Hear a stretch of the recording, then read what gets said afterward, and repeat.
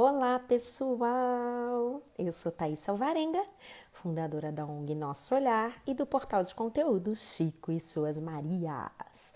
Eu tô agora, 18h59, abrindo nossa live com a nossa querida Bianca Solero.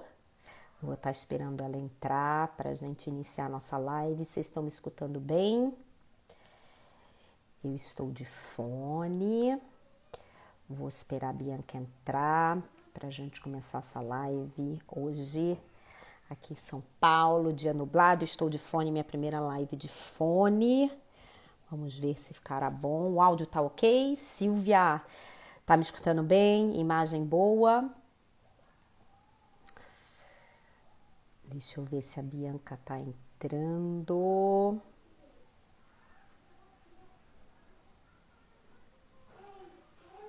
Só um minuto. Obrigada, Silvia. Vamos esperar a nossa querida convidada entrar. Oi, Bianca! Entrou. Vou convidar ela. Sejam muito bem-vindas, todos que estão entrando. Esperar a Bianca. Oi? Tudo bem? Tudo bom? Tá me ouvindo bem? Tô te ouvindo agora. É porque eu ouvi o seu Oi, Bianca, acho que antes de eu me ver no vídeo. Aí eu não sabia se você já estava me vendo ou não. Tudo bom? Tudo jóia, e aí com você? Tudo bem. Aqui nessa rotina deliciosa em São Paulo. Um dia nublado.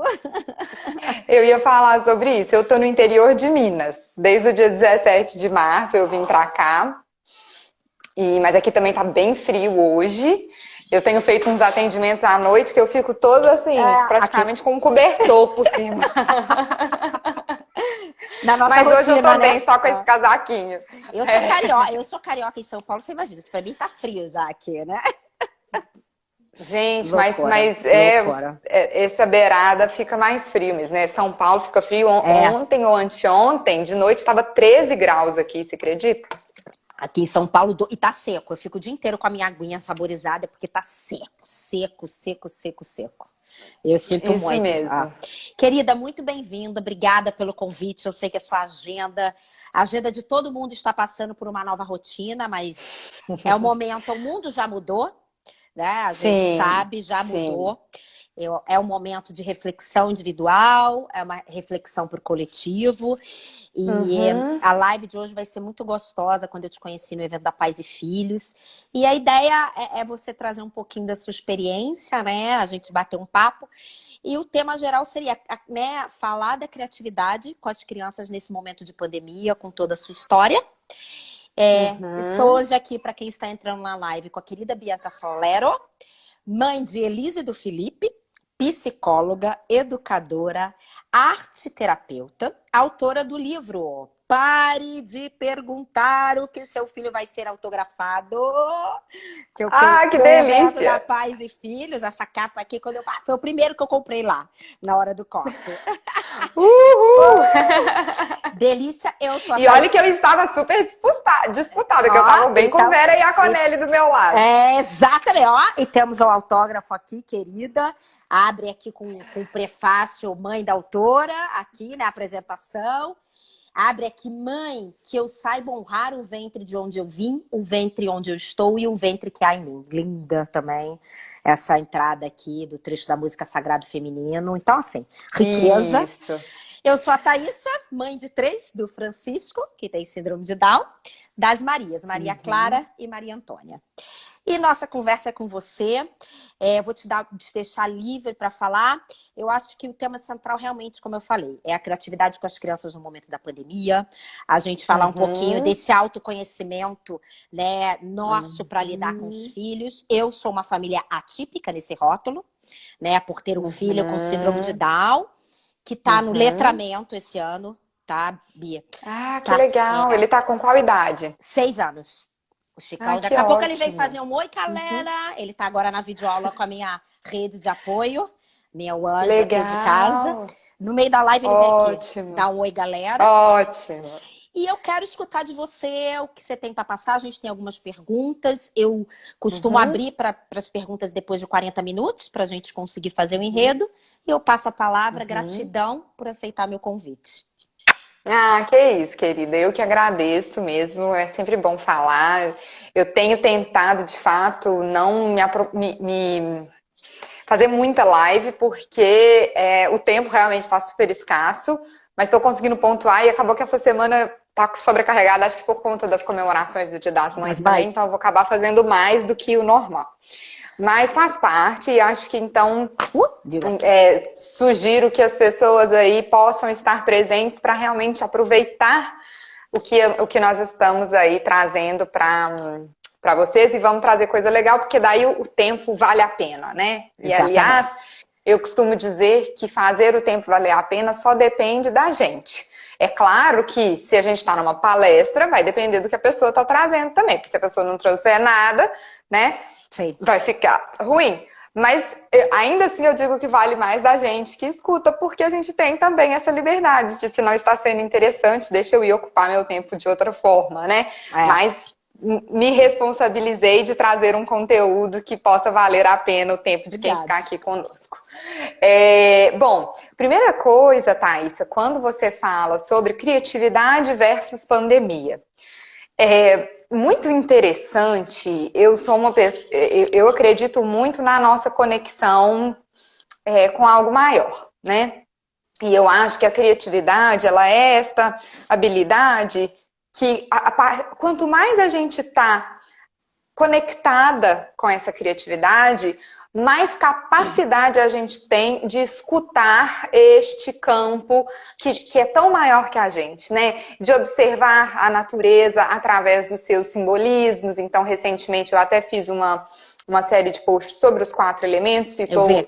estou co-facilitando um curso por WhatsApp essa semana que entram os 4 elementos, porque quando eu tenho criatividade, eu consigo olhar para as coisas não só através do sentido literal ou do sentido denotativo, né? Mas Perfeito. eu consigo ir além, consigo ver as coisas por um olhar mais simbólico, mais orgânico, menos linear. E também por isso, a criatividade é uma habilidade, então, um pouco mais feminina, porque ela traz essa não linearidade, né? E aí foi muito interessante que logo que chegou a pandemia para mim, eu já de cara já falei, gente, eu preciso resgatar a essência da criatividade no meu perfil. Eu preciso começar a falar dessa criatividade que para mim ela é mais profunda e ela é menos pragmática. E queria começar então trazendo essa Perfeito. análise, por quê? Século XXI, a criatividade, LinkedIn, todo mundo fala que é a habilidade que todo mundo mais precisa, né? E não sei o que, e de fato assim, várias pesquisas importantes e sérias, né? Têm identificado a criatividade como sendo a chamada habilidade do futuro, mas que nada mais quer dizer que para que nós possamos conviver e sobreviver neste século, a gente vai precisar desta habilidade mais do que antigamente. Só que aí é aquele negócio, quando isso chega muito na, na mídia, né, e vira Uhum. uma modinha, Uhum. a gente corre o risco, a gente como sociedade e às vezes também como leigos, a gente corre o risco de começar a receber produtos e informações muito pragmáticas. E eu falo isso assim, porque sou mãe recente, então até mesmo a questão do parto humanizado, né? O parto humanizado vira uma modinha e aí a gente começa a ter produtos que têm o estereótipo do parto humanizado, mas que não vão na profundidade do que é essa proposta, né? E em relação a isso, por exemplo, se estamos falando de escolas, habilidades socioemocionais, elas vieram como uma demanda, né? Mas aí quando se torna muito modinha porque é uma necessidade geral, a gente corre o risco de ficar com essa ideia muito na superfície e não se aprofundar para o que de fato Perfeito. isso nos quer. Sei. E com criatividade é a mesma coisa, sabe? Eu tenho visto que a gente começou a ter muita técnica, muita coisa assim que, faz isso que você vai ser mais criativo, faz aquilo que você vai ser mais criativo, como se fosse uma receitinha de bolo. E a gente perdeu a profundidade dessa criatividade. E logo que começou a pandemia, eu percebi que caberia a mim trazer essa profundidade, porque eu estudo criatividade assim. Na verdade, o estudo da criatividade e a minha evolução enquanto pessoa, eles são mesclados, assim, porque eu não me lembro de viver nem na minha infância sem estar muito conectada com a criatividade, sabe? E aí, tipo, com 14 anos eu já estava fazendo projeto social com criatividade, então, só para arrematar, me veio essa sensação de que eu precisava, então, colocar essa criatividade nesse lugar de mais profundo. Pode perguntar o que você fala. Imagina! A Marcela, que entrou aqui, está perguntando qual é o tema. O tema, Marcela, é trazer a criatividade com as crianças para esse momento de pandemia e nessa rotina. Queria só fazer um link com o que você está falando. É muito incrível, porque, né, o Chico ele tem síndrome de Down, e na escola que ele estuda aqui no Pio 12, as mães me acham muito tranquilas, porque assim, ele foi o primeiro. Então, eu abri uma rotina de vida com ele e uso muito a criatividade. E numa das primeiras semanas das videoaulas, eu falei, gente, sejam criativas, mas assim, e não se cobrem. Eu falando com uma psicóloga, né? Não, porque aí meu filho tá todos no letramento, primeiro, eles já fizeram tal lição, eles já fizeram isso.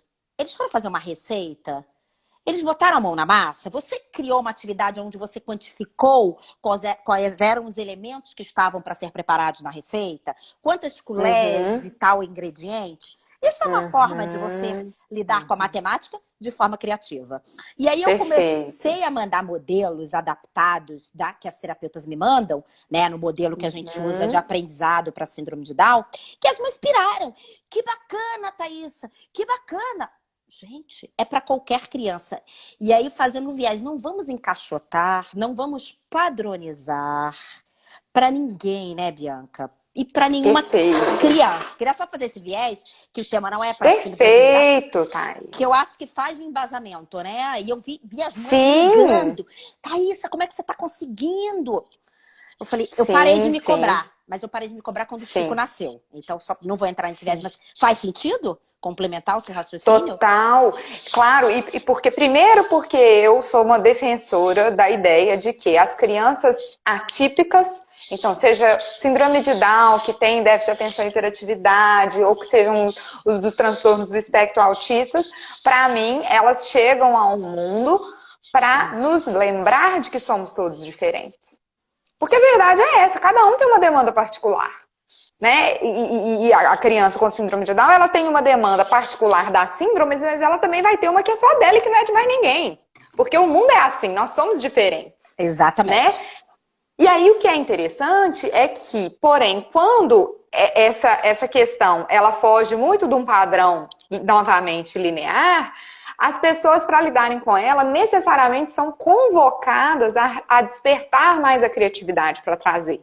E aí, olha que bonito, os artefatos, os materiais que você estava utilizando para educar o seu filho que tem síndrome de Down, foram também úteis para todos os outros, e o mais interessante é que talvez eles tenham sido até mais interessantes, por quê? Porque eles fugiram do padrão, que era uma demanda do seu filho, né, da síndrome de Down, mas foi algo interessante para todo mundo. Então isso é maravilhoso, e eu acho que isso é também coerente com o que a gente fala, que é o momento que nós estamos vivendo, por ser atípico, nos chama para um pensar e um agir criativo.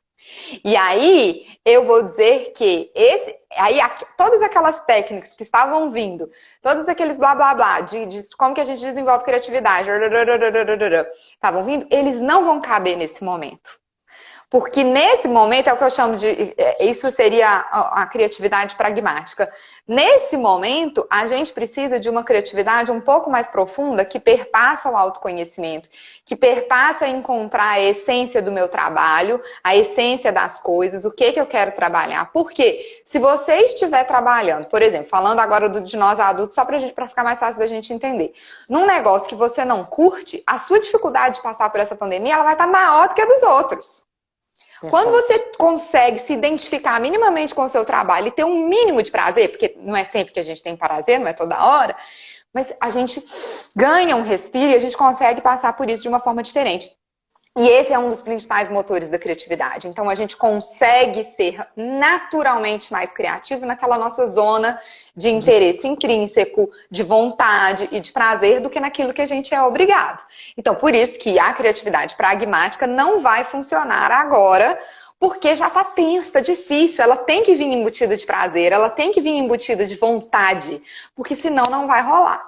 E aí é a mesma coisa para nós crianças, né? Assim, esse é um momento para as crianças. Esse é um momento onde a gente vai precisar olhar para as crianças através da essência humana delas, Perfeito. né? Sim. Do que é curtir essa infância, do que é resgatar esses relacionamentos familiares que sim, em sua grande maioria estavam perdidos ou flutuantes, vamos dizer assim. E quem mais conseguir se entregar para isso, eu garanto, eu queria fazer um mural, assim, sabe? De fotos das famílias Legal. que estão, né? Porque eu visualizo assim, as famílias que conseguirem se entregar para esse momento, né? E eu não tô falando deixar de trabalhar e jogar tudo pro alto, não. Não, mas é assim, olha, deixa eu tentar fazer isso de uma forma onde eu vou me entregar para a relação com meu filho, onde eu vou trabalhar, vou ter que reduzir um pouquinho a minha carga horária, ou vou ter que deixar para dormir na hora que eu tava dormindo, né? Porque isso é uma coisa que eu tenho feito muito. Então, antes eu conseguia dormir num horário. Agora não, meus filhos estão demandando de mim. Então, muitas vezes eu vou trabalhar na hora que eles estão dormindo.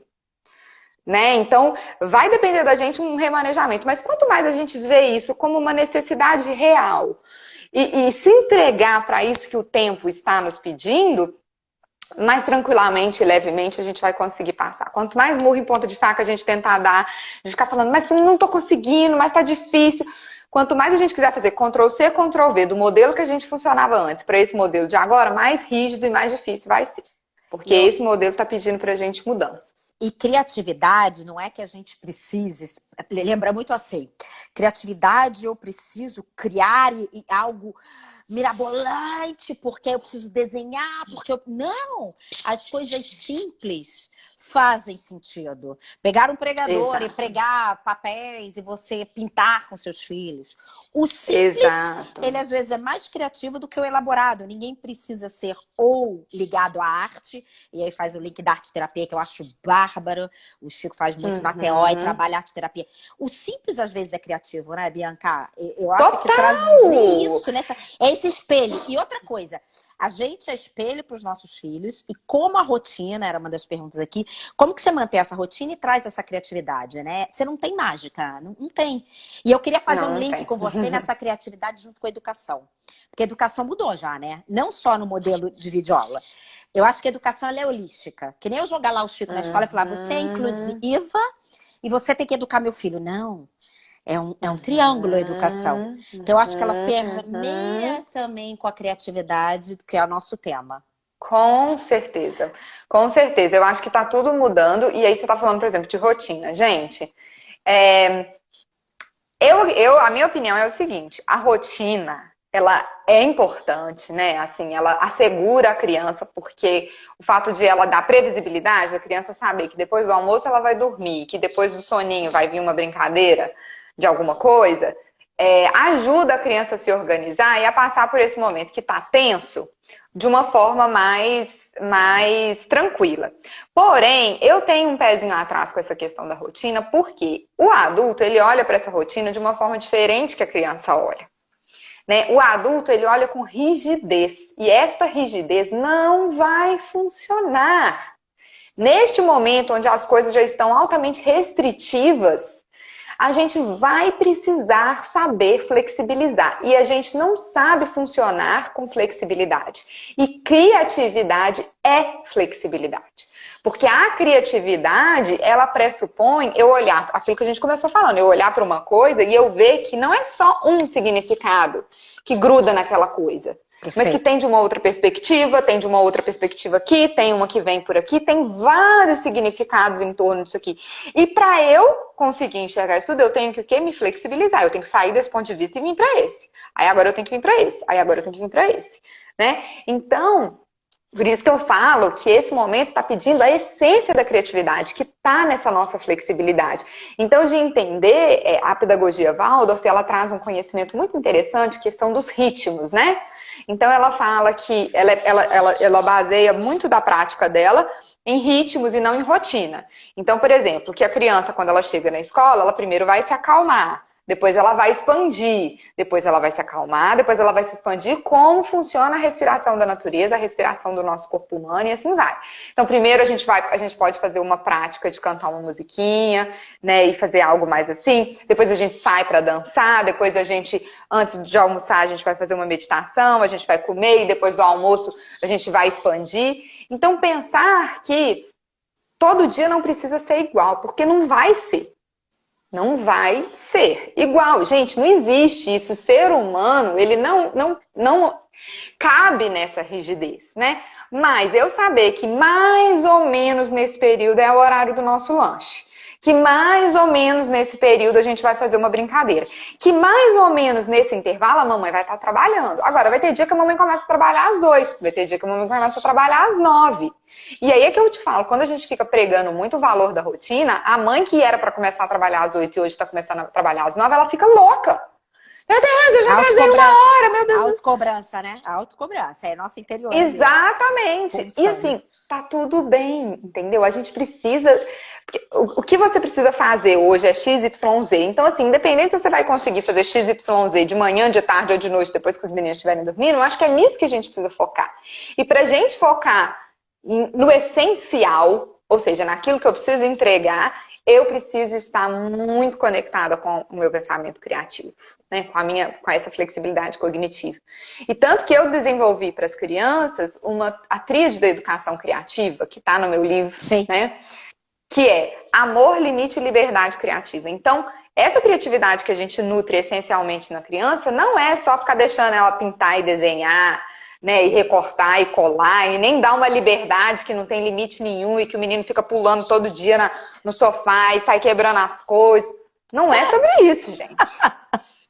Né? Essa é a tal da criatividade pragmática, aquela que a gente lê assim, com duas linhazinhas que a gente lê, então criatividade é isso. Vamos entender o que é criatividade na sua profundidade. Então, ela precisa de amor porque a criança vai precisar de autoestima, de segurança para no dia que ela tiver uma ideia, ela abrir a boca e falar para o mundo. Porque se ela não abrir a boca e falar para o mundo, a criatividade dela não vai servir para nada. Né? Ela vai precisar de limite. Primeiro, para ela entender que ela tem um compromisso social com outros. O limite mostra para ela que você tem um espaço, né? Que eu preciso respeitar a Thaísa, porque a Thaísa é uma pessoa diferente de mim. E o limite também apresenta a frustração, né? Ou seja, não vai dar para você fazer tudo que você quer na hora que você quer. Aí, lá na frente, quando essa criança for colocar em prática uma ideia criativa que der errado, que a execução não bater com o planejamento, ela vai persistir, ela vai continuar, ela não vai desistir. E isso é uma habilidade necessária para esse agir criativo do século XXI. Então, se a gente não consegue apresentar limite para as crianças e mostrar para elas que tem coisas que elas não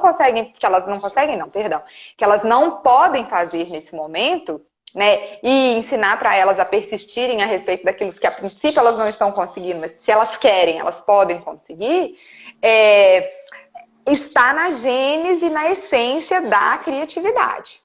E o terceiro é a liberdade criativa, que eu preciso sim dar espaço para o meu filho fazer o que ele quiser. Agora, não é toda hora, existe um tempo, e não é só um fazer o que quiser de quebrar brinquedo e pintar a casa inteira, a parede da casa, não. Tem um cantinho aqui que você pode pintar, esses outros cantinhos aqui você não pode pintar. Mas é também uma liberdade para ele aprender a comer sozinho, para ele vestir a sua roupa sozinho. Nem que ele vai tentar, e ele vai precisar tentar muito até que ele consiga comer sozinho, muita coisa vai cair, vai fazer bagunça. Mas ele só vai conseguir se ele tentar. Né? E isso está dentro do pilar de liberdade criativa, porque é eu me expressando do jeito que eu dou conta. E mãe e pai que aceita isso está mostrando para o menino que eu acredito que você vai conseguir. Você está em fase de desenvolvimento. Nenhuma criança, logo que se for, então tiver 2 aninhos, 3 aninhos, não é da primeira vez que ela coloca a colher na boca, né? Ela vai tendo que tentar. Então, isso tudo para mim é essa criatividade essencial que a gente precisa nutrir nas crianças e que agora, estando em casa, Não com mais tempo. Eu acho que a gente fica falando que a gente tá com mais tempo, mas é mentira. A gente não Mentira. tá com mais tempo. Ontem eu Né? terminei, Tá a gente fica cansada. Esse dia a dia de exausta. computador é exausta. Isso tem um cansaço aqui, pior do que a gente sair para trabalhar, enfim, cada um dentro da sua profissão. Você fica exausta. Você fica exausta, né? Com certeza. Não, lógico. É porque é super cansativo e porque você tá o tempo inteiro pensando que você tinha que estar fazendo outra coisa, né? Você tá dando conta de uma coisa aqui, mas a outra coisa lá tá faltando. Aí você vai dar conta da outra coisa, não, mas a outra coisa lá tá. Sempre tem uma coisa pendente. Mas uma coisa que eu acho que é real é a gente estar com mais oportunidades. Oportunidades de olhar para o filho, de conversar com ele. Então, se eu estou fazendo um home office que me exige 8 horas de trabalho, estando em casa, eu consigo sair 15 minutinhos para levar meu filho para fazer um xixi quando ele me pede. Né, assim, eu consigo fazer essas micropausas, cada um à sua maneira. Vai ter gente que vai conseguir fazer mais, vai ter gente que vai fazer menos. Mas essas micropausas, elas são oportunidades de vínculo com a criança. Elas são oportunidades de toques, elas são oportunidade de olho no olho, sabe? De uma palavra, filho, mamãe te ama muito, mas mamãe vai trabalhar agora, mamãe tá com saudade, eu fico lá no quarto trabalhando, morrendo de saudade de você, mas que bom que a gente vai ter nosso tempinho. São essas coisinhas assim, simples, que quando a gente tá ausente de casa, isso ganha um abismo muito maior. E agora a gente tá tendo essa oportunidade de botar uns tijolinhos nesse abismo e fazer a gente ficar um pouco mais pertinho, literalmente, sabe? E aí a gente precisa ter autoconhecimento para quê? Para que essa nossa tensão, ansiedade e medo não suba a nossa cabeça ao ponto de, naquele micro intervalo que eu tenho para nutrir o vínculo com meu filho, eu tô mandando ele... Eu tô gritando, eu tô esbravejando, porque tá acontecendo também. E é digno desse momento, porque estamos pirando mesmo. Mas a gente precisa tentar se controlar, né? Não, é tão rico escutar você falando isso. Para quem está entrando agora, sejam muito bem-vindos. Eu sou Thaís Alvarenga, fundadora da ONG Nosso Olhar e do portal Chico e Suas Marias. Estou com a querida Bianca, psicóloga, mãe, querida, autora de um livro. Delícia, a gente falar com psicóloga parece assim, né? Simples a Bianca falar, né? A rotina do dia a dia. E quando você fala, como eu tenho 3 aqui, eu vejo exatamente coisas que você falou, eu pincelo, assim, né? A minha pequenininha de 2 anos e 10 falou outro dia assim pra mim: mamãe, vamos brincar de salão de beleza? Falei, tá bom. Depois da sua live, né? Aí eu falei, a de 2 anos e 10 meses. Tá bom, mamãe, eu te espero. Olha como... Oi, gente. Não, eu te mando o vídeo. Ai, o pessoal morre. Olha a consciência, porque a gente está gerando muito conteúdo, né? Para a ONG, para vocês, queridos convidados que estão abrindo essa oportunidade. Uma menina de 2 anos e 10 meses ter a consciência e o comportamento. Mamãe vai brincar, mas mamãe vai fazer a live. Isso, para mim, é de uma riqueza como mãe. Aí eu me vejo como mãe, Bia. E aí eu queria te fazer essa pergunta. Você, como psicóloga e mãe, como é que é esse olhar, né, sobre a sua carreira, trazendo para a maternidade e olhando essa forma de trabalhar no meio dessa pandemia? Porque psicólogo, todo mundo deve olhar, ela é psicóloga, né? Mas você é mãe. Qual é teu olhar? Olha, eu acho que é bacana, o meu olhar é assim, ó, a primeira coisa que eu falo, que o fato de... Eu não sei se tem tanto a ver com o fato de ser psicóloga, por quê? Tá. Mas acho que sim. Que eu sempre tive períodos em terapia, ou seja, autoconhecimento para mim sempre foi uma coisa que eu gostei de olhar, que eu fazia questão de olhar. E por que eu tô falando que eu não sei se realmente tem tanto a ver com eu ser psicóloga? Porque eu faço isso assim desde os meus 14 anos. A minha mãe era psicóloga. Então, com 14 anos, começa aqueles conflitos, minha mãe me colocou na terapia. Com 17 anos, eu fui morar sozinha na capital de Minas. Eu saí do interior, fui para BH fazer o 3º ano do ensino médio. Então, também precisei de uns apoios. E aí, eu fui gostando de ter pessoas que auxiliam a minha descoberta, que me ajudam a enfrentar os meus medos, né? E que não é me ajudar a enfrentar meus medos, é que me ajudam a me fortalecer para eu mesma encarar esses medos. Então, o fato de eu já ter vindo com esta prática, eu sinto que me fez conseguir dar uma virada muito rápida logo que a pandemia chegou e deu um susto, né, gente? Porque, assim, rapidinho eu olhei pra mim e eu falei, o que eu tô sentindo? Teve um dia que foi o dia 16 de março. Eu cheguei em São Paulo, dia 15 de março, com a minha mãe, que tem mais de 60 anos. Aí, o bicho pegando de notícias de Covid, né? E aí que a escola vai parar na outra semana e não sei mais o que, não sei mais o que. E eu chegando com ela no aeroporto, aí a cabeça, né, ficou assim, meu Deus, eu botei a minha mãe nesse risco. Nesse dia eu falei, vou colocar as crianças dentro do carro e vou pro interior de Minas e vou ficar lá, passar o tempo que for com a minha mãe. Já recebi a babá, já mandei. E nesse dia eu tive um pouco assim, uma estafa mental que eu não conseguia fazer a mala. Tanto que eu esqueci um monte de coisa pra trás. Porque eu só pensava que eu tinha que ir embora, que eu tinha que ir embora, que eu tinha que ir embora. Então, assim, sou ser humana, também tenho essas questões. Mas logo que eu cheguei aqui, eu já comecei a pensar assim, eu tinha uma rotina de 8 horas de trabalho. Essa rotina ela foi reduzida para 2, 3, 4. E assim, a maioria, como eu tô te falando, é naquele meu momento que seria um momento de prazer meu, depois que as crianças dormem, eu às vezes tenho que trabalhar, né? Então fazer essa mudança, para mim, foi muito desgastante. Foi sofrido. Por outro lado, eu consegui aprender por olhar através desse simbólico, do que esse momento estava me fazendo. Gente, deixa eu fazer o seguinte então, porque sabe uma coisa que eu falo isso até com a minha irmã que trabalha no universo corporativo e que tem 8 horas para seguir, tal, tal, tal. Outro dia a gente estava refletindo. Essas 8 horas não significam 8 horas de produtividade. O que eu tenho mais percebido é que as 2, 3 horas que eu estou trabalhando agora, às vezes eu estou rendendo mais do que quando eu tinha um dia inteiro para trabalhar. Porque eu tô focada, entendeu? Eu tenho que resolver é isso aqui, eu não fico perdendo tempo. Então, assim, eu aprendi a gerir o meu tempo de uma forma muito mais saudável, incluindo as crianças, porque eu preciso incluir. Então, eu acho que esse é um aprendizado para todo mundo. Não é todo mundo que pode fazer isso que eu fiz, é claro, né? Talvez eu seja uma minoria. Mas eu acho que essa questão da gente aceitar que a gente vai ter que mudar, que não vai dar para ser igual, quanto antes a gente aceitar, melhor as coisas vão ficar, mais leves, mais rápido, entendeu?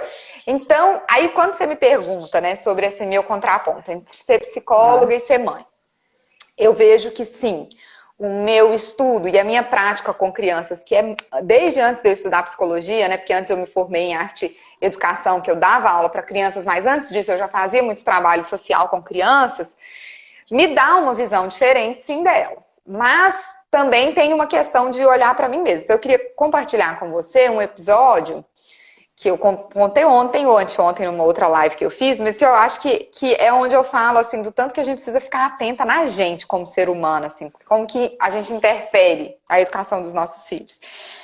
A minha filhinha também, ela tem 2 anos e 10 meses, eu acho, ela vai fazer 3 em junho. Já tô perdida no tempo. Gente, já tem 2 anos e 11 meses, já nem sei mais. É da idade da minha, a minha é de julho, a pituqueia. A minha é de julho. Então pronto, a minha é de junho. Aí, queria passar esmalte.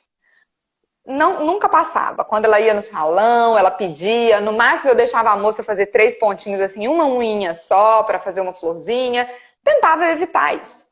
Agora, em pandemia, eu penso o seguinte, já temos muitas restrições, não vou ficar mais colocando restrição que eu acho que é desnecessário. Então, vou pintar a unha dela. Aí, pintei a unha dela e eu fiquei assim pra ela, filha, mostra lá pro papai que você pintou a unha, olha que legal, mostra pro vovô, mostra pra vovó. Tá bom. Aí eu comecei a observar que ela encontrava com uma pessoa e ela não mostrava a unha dela, ela mostrava depois que eu falava. Eu falei, gente, isso aí é uma necessidade minha ou é uma necessidade dela? Porque a gente projeta as nossas necessidades nos nossos filhos. Aí fiquei com isso na minha cabeça. Aí tirei o esmalte, porque ela pediu, passou uns 4 dias, ela pediu de novo para pintar, pintei um clarinho e eu falei, eu não vou falar nada e eu vou perceber se ela precisa mostrar para as pessoas ou se isso é uma necessidade minha que fica cutucando nela, né? E simplesmente tá isso, ela não mostrou pra ninguém. Ela estava satisfeita em satisfazer aquele desejo dela para ela. E eu, por conta das minhas questões enquanto ser humano, né, enquanto pessoa, trazia isso pra ela. Mostra que bonitinho, mostra.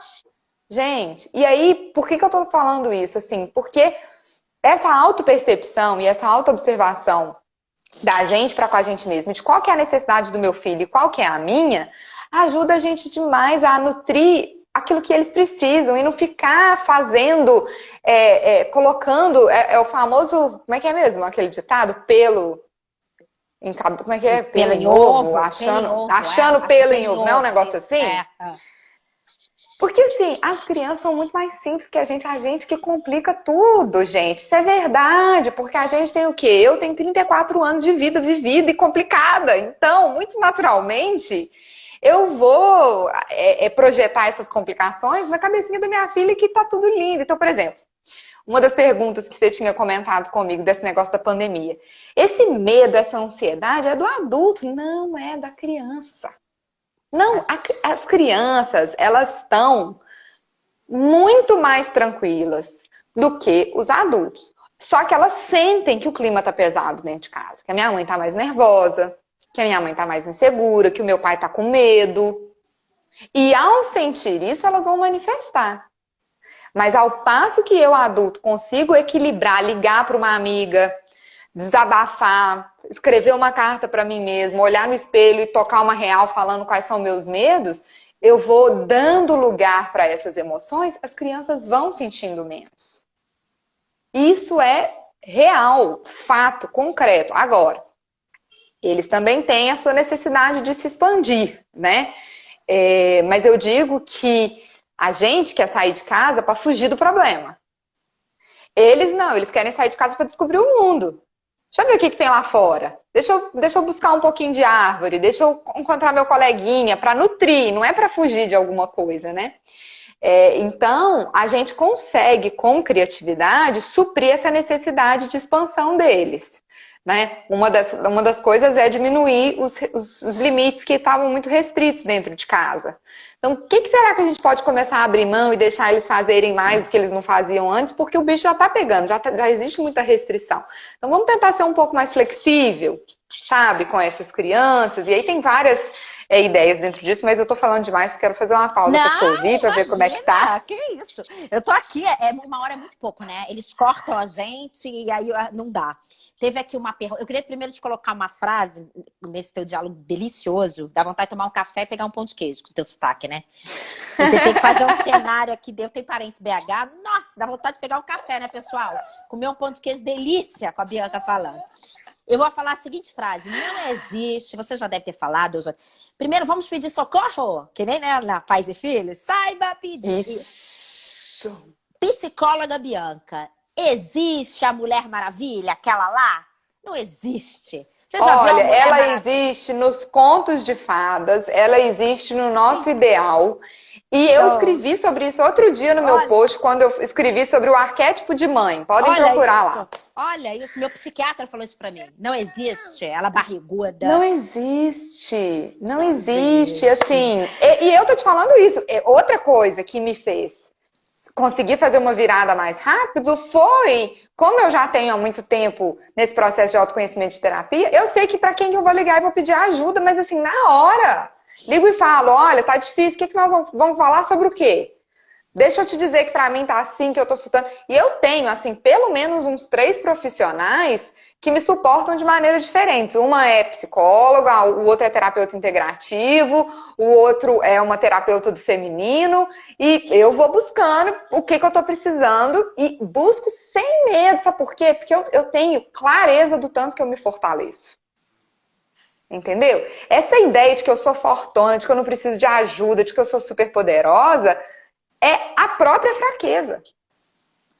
Exatamente. Entendeu? A gente não percebe isso. A gente não percebe isso. Então, assim, leiam lá depois o post do arquétipo de mãe, que eu tava falando, da mãe terrível, da mãe amorosa também. É muito interessante, mas assim, gente, e outra, sabe de uma coisa? O tanto que essa noção da gente de adulto aprisiona os nossos filhos. Porque eles olham pra você e eles falam assim, nossa, minha mãe é foda, hein? Minha mãe é muito perfeita, minha mãe não chora, minha mãe não desestabiliza nunca, minha mãe tá sempre impecável, eu vou ter que ser assim também. E nisso de que eu vou ter que ser assim também, meu filho, você vai sofrer demais, porque a vida real não é assim, não. Então a gente não tá nem ajudando os nossos filhos a serem seres humanos mais interessantes. Morreu não sei quem, não posso chorar na frente do meu filho. Por que você não pode, gente? Se permita. Poxa, não, e você tem emoções, né? Então, assim, e aí você saber também lidar com os choros que vão vir da criança. É porque a gente se afastou tanto disso que a gente acha que o bonito é ficar impecável, né? Só que, gente, quem consegue é o tal do quem nunca pecou que atira a primeira pedra. É assim, não existe isso, não existe isso, não existe isso. Quando Né? a minha terceira filha nasceu, né? E o Chico nasceu com uma cardiopatia, operou, veio a Maria Clara, eu sou mãe assim, né? Todo mundo olha pra mim no shopping assim, Bia, que é muito engraçada. São meus, são meus. Que é uma escadinha, né? Tô aqui. Sou eu. E aí, quando eu tive a Maria Clara, eu tive a crise do pânico. Eu achei que eu fosse morrer. E eu fui pro psiquiatra, não tenho vergonha. E as pessoas olham pra mim e falam assim: Thaísa, teve ataque de pânico? Não pode. Oi? Não posso por quê? Tive. Sou firme. Por que que eu não posso? Por que que eu não posso? E aí foi que meu psiquiatra falou: eu paralisei, e paralisei consciente. E foi quando eu escutei, né? Nossa, é tanta conversa, estamos batendo 40 minutos. Eu já queria aqui ler as perguntas. Antes, eu queria, depois de ler as perguntas, eu quero fazer um link com o seu livro. Não é jabá, ele é meu, autografado. Porque essa pergunta é o seguinte: pare de perguntar o que seu filho vai ser. Eu queria depois finalizar com isso, porque eu acho que cabe em qualquer momento da vida, Bia. E ainda mais nesse momento. Eu vou dar uma rolada aqui, porque já tem gente perguntando. Eu gosto sempre de fazer as perguntas, porque, né? Ótimo, e eu também gosto muito. A galera tá aqui, deixa eu aqui rolar. Peraí, vamos lá. Que delícia de conversa. Faltou só o café e pão de queijo. Gente, obrigada pela presença nessa rotina nossa do dia a dia. Vamos entrar aqui, ó. A Paula Renata. Não é fácil administrar, mas confesso que estou adorando o confinamento. Estamos descobrindo coisas extraordinárias aqui em casa. Olha que bacana, Bia. Demais. Eu tô nessa também. É Flávia Renata, que é o nome dela? Paula Renata. Paula Renata, tô super nessa também. Delícia, eu tô também. até achando ruim de achar. Quer dizer, Deus que me perdoe, não posso falar isso, mas eu tô me sentindo mais no lucro do que no prejuízo. Ai, que delícia. As coisas simples, né, Bia? A criatividade simples, né? Exato. Tem mais perguntas. Essencial. Essencial, vamos lá. A Marcela, o que fazer quando a criança não quer participar da aula online? Tem um sobrinho de 7 anos que chora só de olhar para o computador. Fale, Bianca, respira. O que você diria? Isso está acontecendo, né? Isso é verdade. Aí, assim, isso abre um mar de coisas para a gente conversar. Primeira coisa que a gente deve pensar é: essa criança já gostava da escola ou já não gostava da escola, né? Por quê? Se é uma escola onde ele se sentia bem, onde ele estava cativado, né, pelo professor, pela turminha, eu digo que vale a pena uma conversa, né? Assim, entender de onde que está vindo esse trauma, esse não querer, né? Quando é uma escola querida pela criança, possivelmente ou isso não vai acontecer, ou se acontecer vai ser um pouco mais fácil de lidar. Agora, se é uma criança que já não gostava de ir para a escola, aí o bicho pegou feio, que aí vai ser mais difícil mesmo. Aí ela tá falando que já não gostava. Vai ser difícil, porque assim, a verdade é que nessa evolução humana toda que a gente já viveu nesses 2022 anos depois de Cristo, 2020, né? Anos 2020. Depois de Cristo, ou 2 anos avançados, percebeu, né? A escola, ela não se modernizou junto com as nossas crianças, né? Então, assim, a criança, a maioria não se sente bem na escola, não se sente bem, e não é por uma questão de ter regra. Tem gente que pensa assim, é porque na casa do pai e da mãe não tem tanta regra quanto tem na escola. Ok, isso existe, mas assim, a escola também, muitas não sabem falar a linguagem da criança do século XXI. Né? Elas estão ensinando coisas pra gente igual o nosso avô. Gente, eu tenho uma prova do meu avô. Meu avô nasceu em 1927. Esta prova é de 1938, de matemática, que ele me deu, ele achou e ele me deu. E é tipo, idêntica à que a gente tem hoje. Idêntica. Quase 100 anos depois. Olha sabe? E por quê? Qual que é a diferença? Que antes ela era toda manuscrita, então a criança escrevia a pergunta e a resposta, né? Hoje não, hoje já vem tudo no computador, tem xerox, antigamente era mimeógrafo, hoje já é xerox, não sei o que, não. Mas assim, o conteúdo, a forma do professor requisitar aquele conhecimento é igual. Gente, não é possível que a gente não consegue perceber que as crianças não vão se adaptar mesmo. Então, assim, primeira coisa que eu quero dizer com isso acho que essa pandemia está servindo muito para as escolas. Né, assim, para a gente repensar novos momentos, de novos métodos de muitas coisas.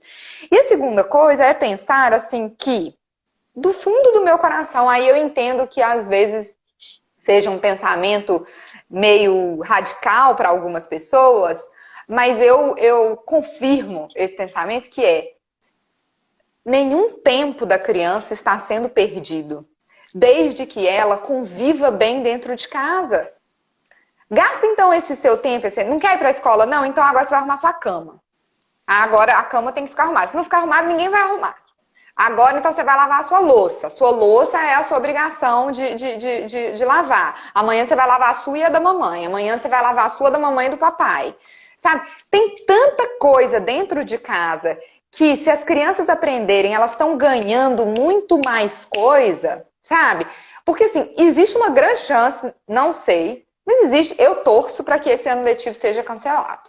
E para que ano que vem todo mundo volte atrás. Tava falando nisso porque, ontem. gente, tava falando isso ontem com não vai rolar, sabe? Não vai rolar de acontecer homeschooling, sabe? Agora, qual que é o problema que a gente tem que entender, né? Alguém tem que salvar as escolas. No sentido de que, assim, se a gente tomar como cancelado e todo mundo parar de pagar a escola, as escolas vão desaparecer. E aí depois, quando voltar às aulas, não vai ter escola, porque as escolas não conseguem se sustentar sozinhas, as particulares, né? E nem sei como é que o governo vai dar conta das públicas também, não. Então eu acho que cabe um pouco de responsabilidade social das pessoas que podem continuar pagando as mensalidades, que elas façam isso como uma responsabilidade mesmo, porque as escolas não dão conta, assim, é muita grana para elas abrirem mão, o negócio gira, né? Então cancelar tudo e aluguel, enfim, não tem jeito mesmo. Então, mas num quesito, assim, eu diria, sabe o quê? Primeiro, eu tentaria realmente fazer trocas em relação às atividades. Então, você não quer ir para a aulinha da sua escola online? Vamos fazer, então, outra coisa. E lembrar que, assim, quanto mais leveza a gente lidar com esse momento, mais chances dele recuperar esse aprendizado. Porque se tem uma coisa que é comprovada, é o vínculo afetivo da criança com o seu pai e com a sua mãe e da criança com o professor, ele é catalisador da aprendizagem. Então, se eu aproveitar esse momento para nutrir o meu vínculo com o meu filho, na hora que o bicho voltar, na hora que as coisas voltarem, ele vai conseguir pegar. A gente vai ter que ter mais paciência, ele não vai pegar com a mesma rapidez, pode ser que ele precise de um reforço escolar maior, pode ser... Mas ele vai pegar. Gente, e o que é um ano de vida para quem vai viver 90, 100? Porque esse meu avô mesmo que eu falei, ele já tem 93 anos. Ô, Bia, e o que é... Não, mas é incrível, porque assim, as crianças, no momento, elas também estão aprendendo. Elas estão aprendendo empatia. Elas estão aprendendo a ter os limites. Elas estão aprendendo com uma nova rotina para, na cabecinha delas, elas entenderem que elas não saem de casa. E que o quarto de estudo foi transformado. Eu botei uniforme nas crianças nas primeiras semanas e a galera lá do colégio achou o máximo. Tava todo mundo botando uniforme. E outras escolas... Interessantíssimo! As mães falaram, que bacana, Thaís. Na semana seguinte... Tava todo mundo botando uniforme da salinha do Chico, né? Porque o Chico tá no primeiro ano. Então eu falei, gente, maravilhosa essa ideia. O que eu tô fazendo? O Chico, a matemática para ele é mais complicada por causa devido à síndrome de Down. A gente coloca a mesa juntos, é uma briga entre os três, e a gente vai contando. Quantos pratos tem a mesa? 3. Quantos talheres? Isso perfeito. É uma forma de quantificar. Você entende? São pequenos exemplos que fazem a diferença. E a criança tá naquela sinapse. O cérebro, né, Bia? Ele é um grande músculo. A primeira infância, essa formação é indiscutível. Então, você tá formando sinapse, você tá botando na memória, e isso tá criando aprendizado. Exatamente, né? Então, exatamente. Isso que você falou é maravilhoso. E assim, esse negócio do uniforme é igual nós que fazemos home office. A gente não tem que ficar trabalhando de pijama. Não vai rolar, não dá pra fazer as luzes, entendeu? mas vamos fazer o Não dá pra fazer É, arrumar o cabelo, passar um rímel, né? Bota um batom, dá um blush, né? É isso. Você ter ideia, nessa minha de ter feito a mala muito rápido, eu esqueci as minhas lentes de contato, né? E aí, no início, eu tava ficando só com meu óculos, só com meu óculos. Lá pelas tantas, eu falei, eu vou comprar, tem uma caixa fechada lá em São Paulo. Mas eu falei, eu vou comprar outra, porque eu tô cansando de ficar só de óculos. Eu quero também poder ter a lente. Aí pronto, comprei e sinto que eu tô mais apta, assim, pra trabalhar quando eu coloco a lente, né? Tá Tem mais dia que linda. varia, tem dia que eu não quero. Mas tem isso, com certeza. Muito legal essa ideia. Bacana. Deixa eu ver aqui, vou rolar mais um pouquinho. Peraí, tem perguntas entrando. Acho que precisa, Marcelo, urgente de educação emocional em todas as escolas. Vou fazer um convite. Eu fiz uma live com o Emílio, vice-presidente do Instituto Ayrton Senna, tá aqui no nosso IGTV, falando de educação holística. Assiste lá que a gente falou um pouco de comportamento. Faço esse convite, ele é um querido. E falamos muito disso, dessa nova educação, dessa educação holística, comportamental, socioemocional. Quem puder assistir, tá no nosso IGTV. O Instituto Ayrton Senna tem um trabalho maravilhoso com educação socioemocional. Inclusive, foi um dos últimos eventos que eu fui, dia 5 de março, o que eles fizeram um seminário de criatividade e pensamento crítico na escola. Maravilhoso, todo tá focado lá. nisso. Tá na página deles lá, uma matéria, tá lá no site, eles liberaram o material. É bacana. Muito bom, Bacanérrimo. muito bom. Mas qual que a pessoa estava falando aí? A única coisa que eu queria dizer era que, para mim, a maior prova de que esse papo de educação socioemocional não estava no sangue da escola é que quais são os conteúdos que eles estão passando? Tem alguma coisa de socioemocional? Da pergunta anterior que você fez, né? Sim. É. Da Marcela. Entendeu? Não tem. Então, assim, era quase que um jabá. A maioria das escolas, não estou falando de todas, mas a maioria tinha ali um produtinho de educação socioemocional só porque a BNCC exige. Porque se isso estivesse nas entranhas da escola, a escola realmente acreditando o tanto que isso é importante e faz diferença, ia vir muito mais como fazer o seu filho dobrar a roupa de cama do que continuando a aprender que B com A é bar. Ou, vamos fazer assim, vamos colocar parede, a palavra parede na parede. Isso é uma coisa legal pra você fazer com o Chico. Opa, fala. Você escreve parede e prega na parede. Aí você escreve mesa e prega na mesa. Você escreve com letra de forma bem grande, bem cadeira grande. E prega na cadeira. Que aí ele vai visualizando a palavra com o objeto.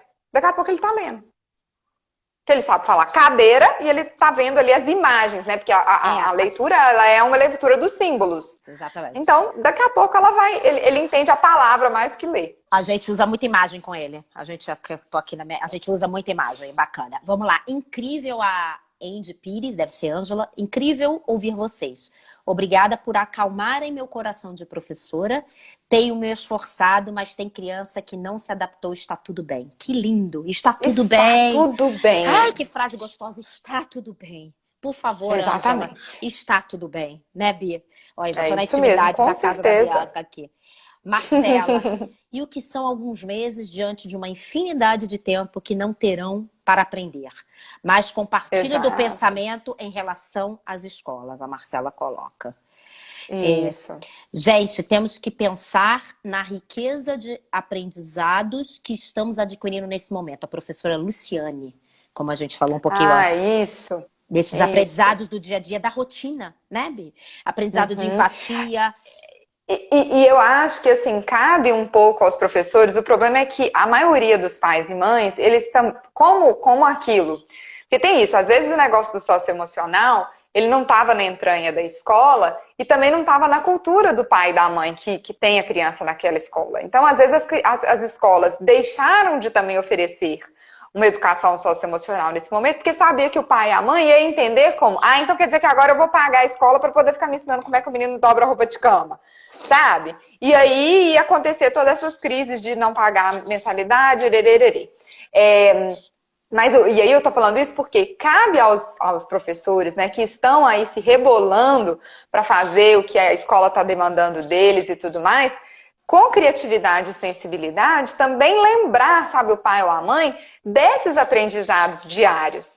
Fazer o pai e a mãe enxergar e perceber que nesses 15 minutinhos que você vai tomar um café e que você leva seu filho para fazer xixi, Se você olhar no olho dele e falar, filho, e aí, seu xixi tá com cheiro diferente, tá com cor diferente, tá com tá ardendo ou não tá, ou tá legal fazer esse xixi, sei lá, qualquer coisa que a gente pudesse conversar. Tem um... Chegou. Desculpa. Ah, gente, sem problema. Oi. Oi, Chicão! Mas ele não me escuta, né? Porque tá com Oi, galera. Vou tirar. Peraí, ele tem que Oi, ligar. galera! Peraí. Pode falar. Como é que fala? Oi? Oi, Chico! Ele sempre vem. Ele veio fazer o jabá dele. Oi, galera. Traz a paz e Bonitinho. Bia, traz lá a revista que você saiu. Ah, gente, que bonitinho. É isso, Bia. Então... Isso faz a diferença. Isso faz a diferença. Isso, criatividade. Isso, é flexibilidade, exatamente. Pensou em criatividade? Gente, pense em flexibilidade. Se você estiver conseguindo pensar flexivelmente, agir flexivelmente, certamente você está sendo criativo. A Paula, querida Renata, Paula Renata, que é físio. É o que estou fazendo aqui, Bianca. Difícil a minha filha todos os dias querer fazer. Com 11 anos e com trissomia do 21. E quando não acontece com o material escolar, acontece com letras de música. Eu acho que ela quis dizer que ela está tentando adaptar e fazer. Isso, um exemplo, né? Isso, perfeito. Uhum. Da Moana, da Frozen. Exatamente isso. Oi, meu amor. Maravilhoso, super usando sua criatividade, arrasou. Pode levar. Passa aí, vai lá, Bi. Ó, ele quer mostrar, Bi. Ó, as queridas, ó. Ah, meu Deus, tá? Dia Internacional da Síndrome de Down. Fizemos uma... Ah, que gracinha. Linda, as meninas da Pais e Filhos, lindas. Trazendo o tema muito bom. Pra quebrar barreiras. Isso é importantíssimo. Isso mesmo. Bia, estamos e o tanto que eles... Enfim. Oi? Minutos. Estamos acabando. Pode, não pode? Tá quantos minutos faltando? 5 minutos falta. 5 minutos. Ai, Jesus. Você quer deixar um recado? Deixo você livre agora. Se quiser falar um pouquinho do livro, te deixo super Pode falar, minha amiga. Não, querida, só ia falar assim, só para terminar, que como você estava falando, que queria falar um pouco do livro, é só para dizer que, assim, que toda vez que a gente pergunta demais para o nosso filho o que a gente vai ser, sem querer, a gente passa uma mensagem para ele de que ele ainda não é, né? E que e a gente precisa lembrar o tanto que as crianças já são, né? Muitas coisas, muitas possibilidades, o tanto que elas já têm, qualquer que seja ela, né? Independente de ter algum desenvolvimento atípico, qualquer coisa. Então, elas já são muita coisa e a gente precisa olhar para essas potencialidades delas e valorizar, falar mais do que tem do que falta, né? Então, esse que é um recado importante. Eu acho que agora, nesse momento, mais do que nunca, chega de pensar no que está faltando, né? Vamos olhar para o que a gente tem mesmo, em todos os sentidos. Delícia. Eu quero agradecer a Isabela, que é da sua equipe. Foi uma fofa, querida, com a minha equipe, uma linda, super atenciosa, encaixando, né, a tua rotina, teu tempo, gratidão. A gente vai ficar com Ela a live, super. Tá no IGTV, depois a gente sobe a gente fica no Stories, depois a gente sobe pro IGTV.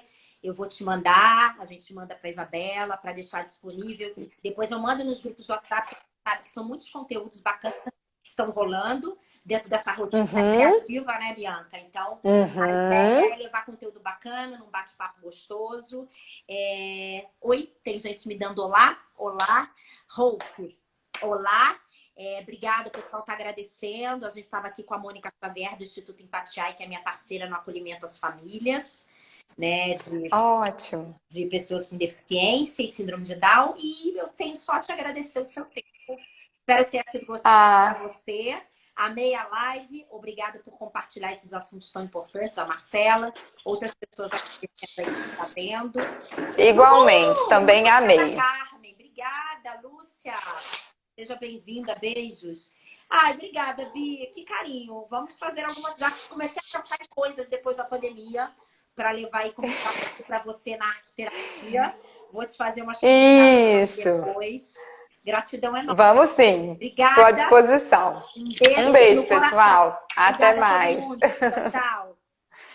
Tchau. Tchau.